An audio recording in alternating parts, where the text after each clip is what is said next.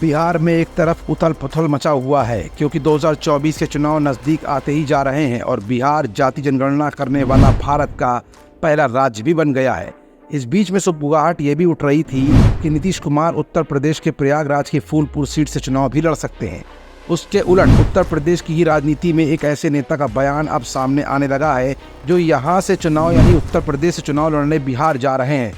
सबसे हैरत की बात तो ये है कि वो नेता कोई और नहीं बल्कि एनडीए के घटक दल सुभासपा के राष्ट्रीय अध्यक्ष ओम प्रकाश राजभर हैं। जातीय समीकरणों को सेट करने के लिए और अपनी पार्टी को आगे बढ़ाने के उद्देश्य से वो खुद के ही अपने गठबंधन यानी एनडीए से मुंह मोड़ते नजर आ रहे हैं। एक तरफ उनके मंत्री बनाए जाने की अटकलें तेज हो चुकी हैं तो वहीं दूसरी तरफ ऐसा बयान आने से बीजेपी की मुश्किलें भी बढ़ती दिख रही हैं।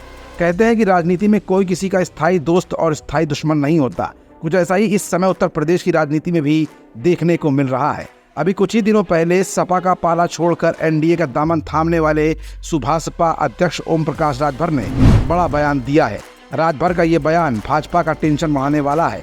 राजभर ने बिहार में ही अपने गठबंधन के खिलाफ चुनाव लड़ने का ऐलान कर दिया है। ओम प्रकाश राजभर उत्तर प्रदेश में कैबिनेट मंत्री बनाए जाने की अटकलों के बीच अचानक पटना पहुंच गए थे, जहां उन्होंने कई मुद्दों पर बातचीत की। उत्तर प्रदेश सरकार में मंत्री बनने के सवाल पर उन्होंने कहा कि यूपी सरकार के कैबिनेट विस्तार में मुझे जगह मिलनी ही चाहिए, बिल्कुल मिलेगी भी। वहीं मंत्री बनने के दावे के बीच राजभर ने यह भी कहा कि वो लोकसभा चुनाव में बिहार की 40 सीटों पर अपने उम्मीदवार उतारेंगे।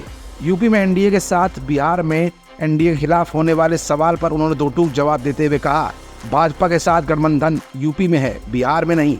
राजभर यही नहीं रुके, आगे उन्होंने कहा कि बिहार में भाजपा से मांगेंगे सीट और अगर नहीं दी तो अकेले चुनाव लड़ेंगे।